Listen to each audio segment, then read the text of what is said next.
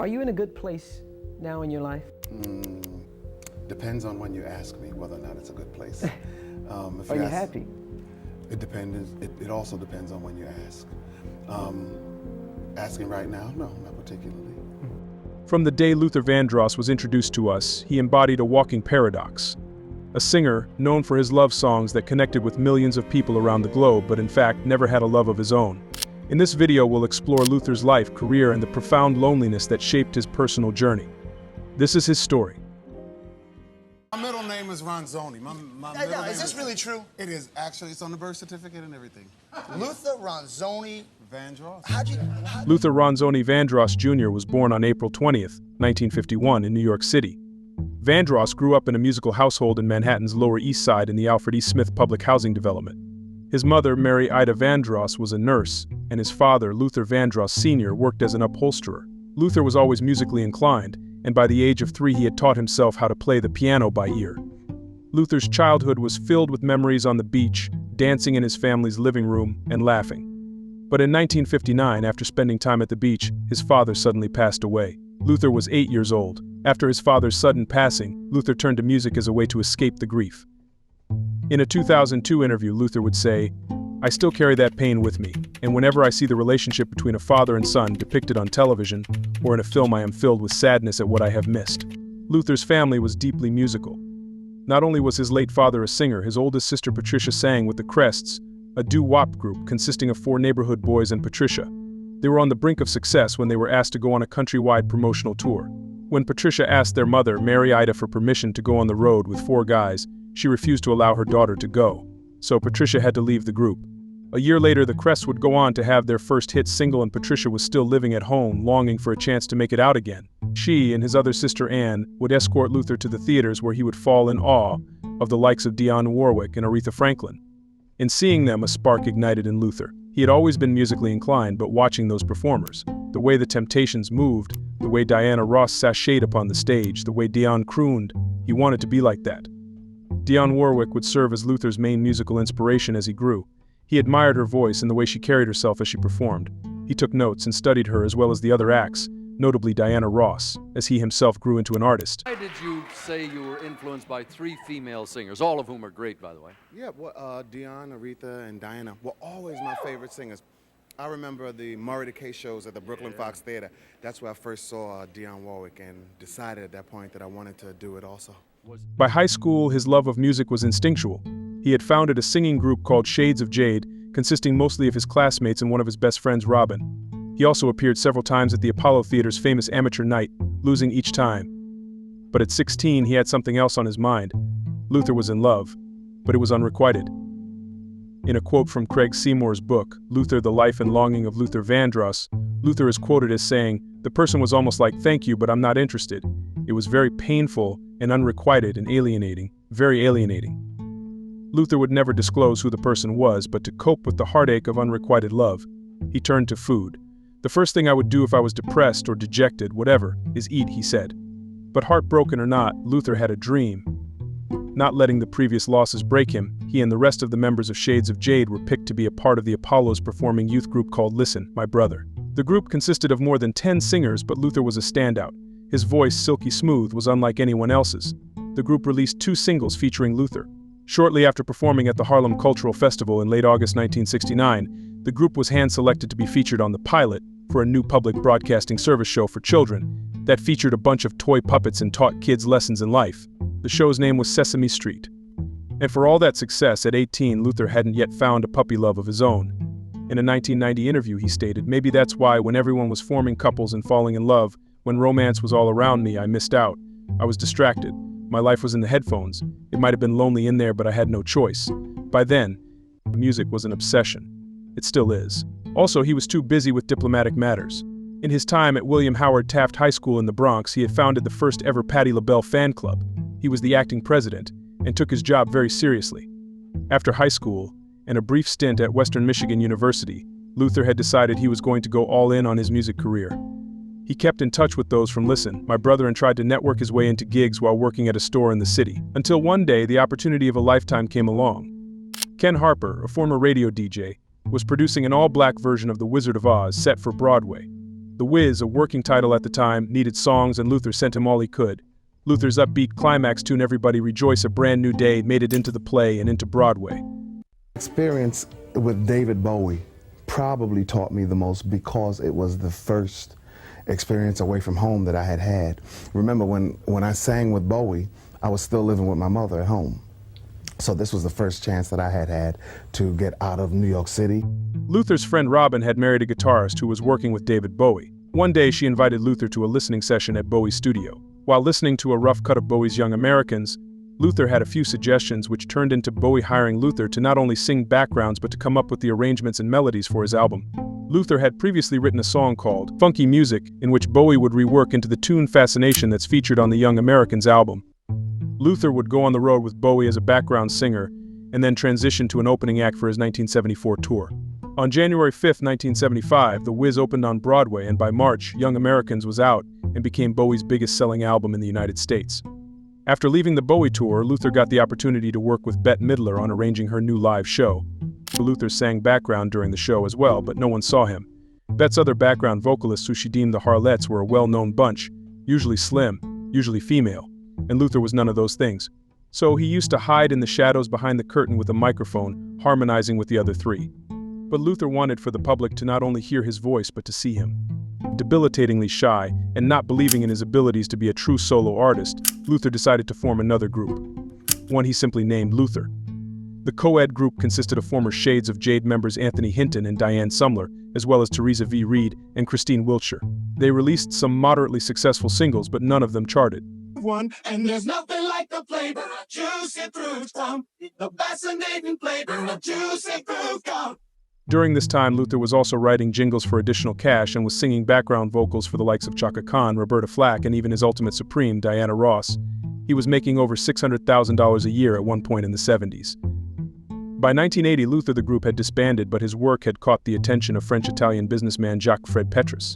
Petrus had formed Change, a pop dance group, and he wanted Luther as a featured singer. They put out 2 singles, Searching and The Glow of Love, which both made it to #1 on the US dance charts. Luther was slated to perform on a second project for the group, but dropped out due to Petrus not paying enough. But his luck hadn't run out yet. Luther landed a solo deal with Epic Records that same year. Long and hard to get where you are, but it does seem kind of sudden. Why is that? Well, as a solo singer, I've only had one album, which was called Never Too Much. And I don't know why it doesn't seem sudden to me. It probably seems sudden because I was pretty anonymous for a long time, singing in the background as a session singer and as a jingle singer. Well, for like Chaka Khan and Roberta Flack and David Bowie and Carly Simon. I understand you. Luther Vandross's solo career took off in 1981 with the release of his debut album, Never Too Much. The title track, written by Vandross himself, became an instant hit, reaching #1 on the R&B charts and establishing him as a formidable force in the music industry. The album's success was not just limited to the title track. Songs like Don't You Know That and House Is Not a Home showcased his vocal prowess and ability to convey deep emotion through his music. Vandross continued to build on his success with a string of platinum albums throughout the 1980s. His second album, Forever for Always for Love, released in 1982, was another hit, featuring the popular tracks Bad Boy Having a Party and Since I Lost My Baby. By 1982, the world knew Luther. He was nominated for a Grammy, but lost to James Ingram. He also got the opportunity to work with one of his teenage idols, Aretha Franklin, for who he produced the album Jump to It. The single of the same name was Franklin's first top 40 pop hit in 6 years, and the album went on to go gold. But the honeymoon phase wouldn't last long. While recording Aretha's 1983 follow-up album, Luther was giving Aretha notes and advice on her singing. This upset Aretha, who thought that she didn't need any pointers on how to sing. Plus, she was the one who Luther used to study. How dare he tell her what to do, she thought. The two began arguing back and forth, causing Aretha to walk out of the recording session in New York and drive her bus all the way back to Detroit. The two refused to speak to each other for a while. Clive Davis was calling, asking where the progress was on the album, but Luther had no answers. Until Whitney Houston, mother of Whitney, would call an intervention for the two to talk it out. They eventually got back in the studio and recorded the 1983 Get It Right album, which was also successful for Aretha. Luther's own 1983 album, Busybody, was topped off by the smash single Superstar. It also included How Many Times Can We Say Goodbye, a duet with Dionne Warwick, his main inspiration and a dream collaboration for him. What inspired you, Luther, to actually become in the industry? I was sitting in the theater, and this girl singer came on in a red dress, okay? And she sang Don't Make Me Over and Walk On By, okay? And I can tell you specifically that right at that moment, I knew that I wanted to be able to affect people the way that she had affected me. And that, of course, turned out to be Dionne. Luther and Dionne would become lifelong friends. In 1985, Luther was watching Star Search when he spotted a young boy with a voice like silk. Jimmy Salvemini was a 14-year-old Italian boy from Long Island. Luther immediately contacted Jimmy, thinking he would sound good on some of the songs he was working on. He was managed by his brother Larry Salvemini. Luther would fly the two out to work with him in Los Angeles, where he would help them negotiate a contract with Elektra Records for $250,000 and produce Jimmy's debut album. Now, last week there was last year there were a lot of rumors because you got thin. Hey, you got a new body. Yeah, you're not going to ask me about that stupid thing. No, I'm going to ask you what diet you went on. So irresponsibly wrote in the I'm not paper. going to even mention it. Look at my face. And I'm not asking retracted in a subsequent issue. No, but I am going to ask you what you did. Okay. What I did was I went on a diet, and I lost 126 pounds. Also in 1985, Luther would threaten to sue Blues and Soul, a British music magazine, for wrongly printing that he was suffering from the AIDS virus. Luther denied having the disease and would make the rounds to different media outlets to shut down the rumor. Nevertheless, the damage was done, and this would add fuel to the questions many people had about his love life. It didn't help the rumors that Luther had shed a bunch of weight during this time. His new svelte physique was a testament to something else, though: love. He was in a relationship, and due to that, wanted to look nice for his new partner. But of course, he never shared who the person was with the public. Luther was a very private person. He was never seen with lovers.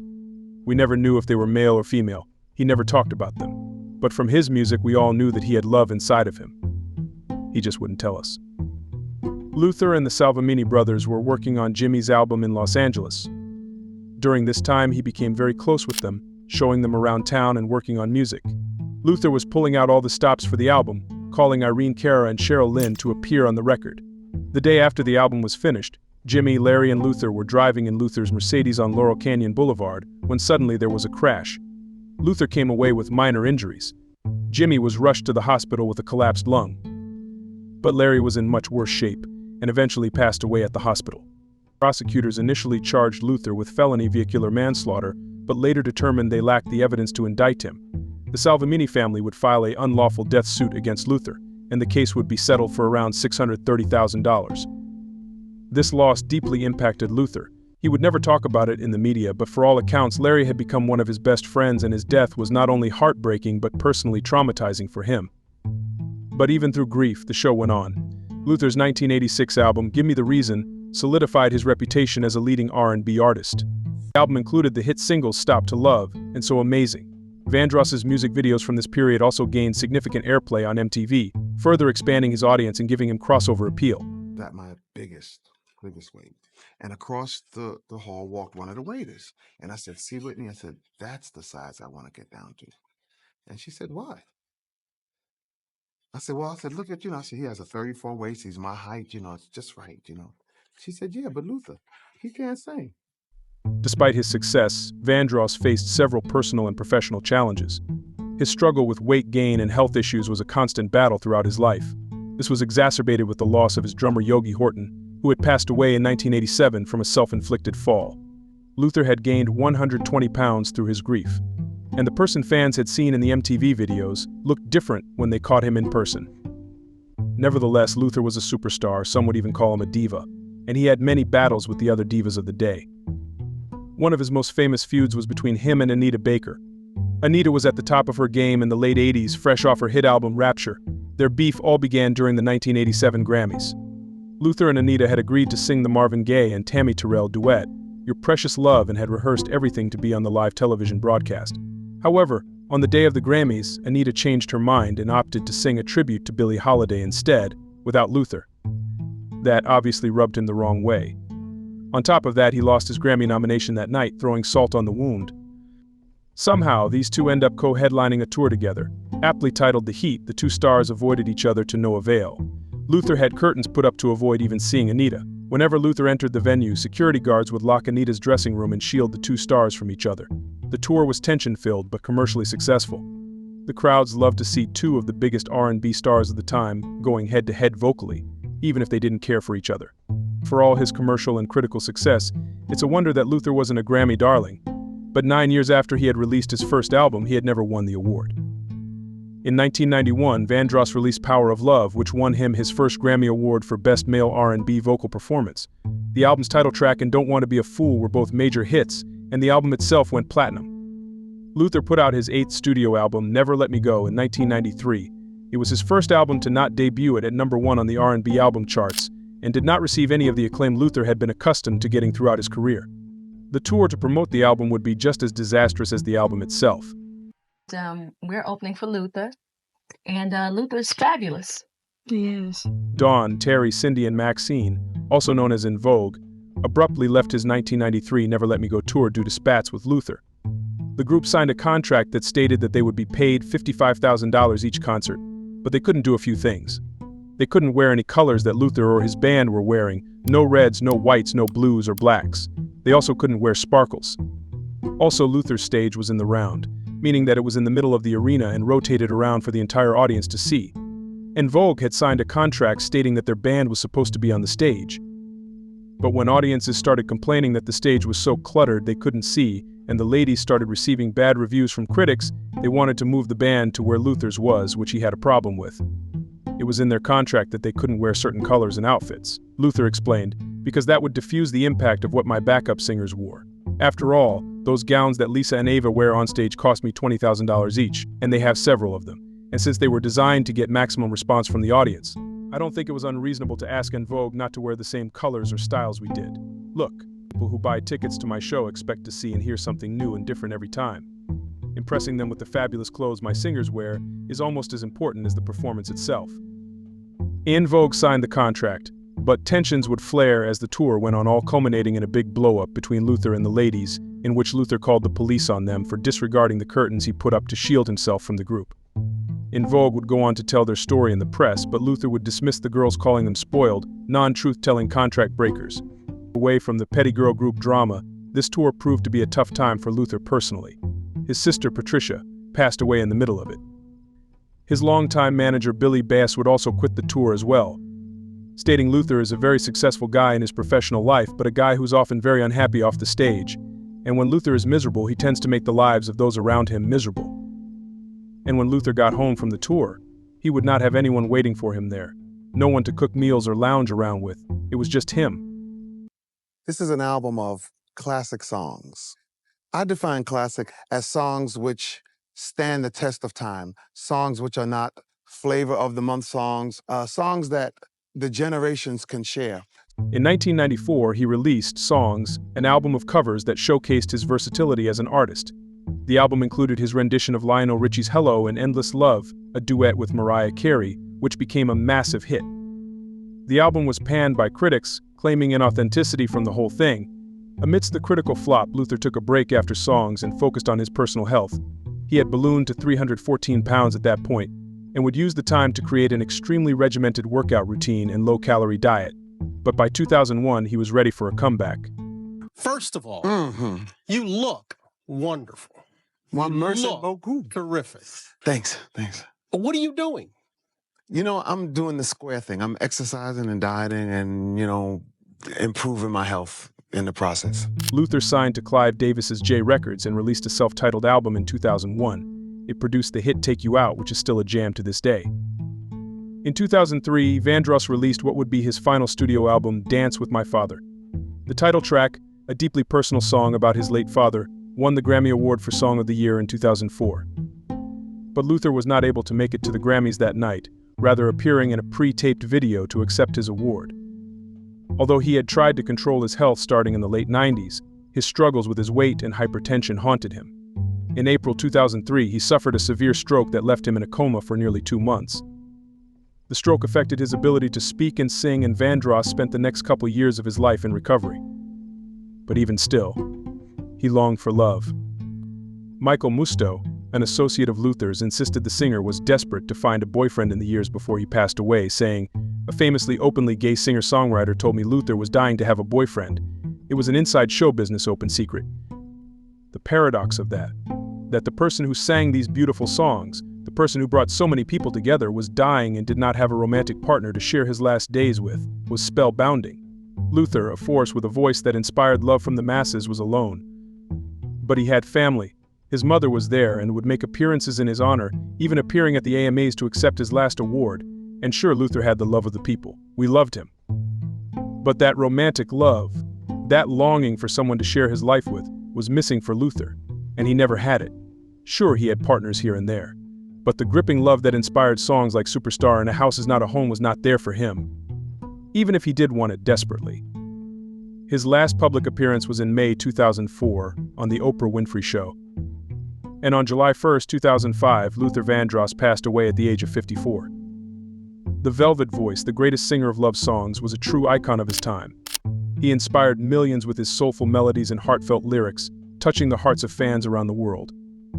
His music transcended generations, and his influence can still be felt today in the works of countless artists who followed in his footsteps. Luther was truly a superstar. Thanks for watching, everybody. Please make sure to like, comment, and subscribe.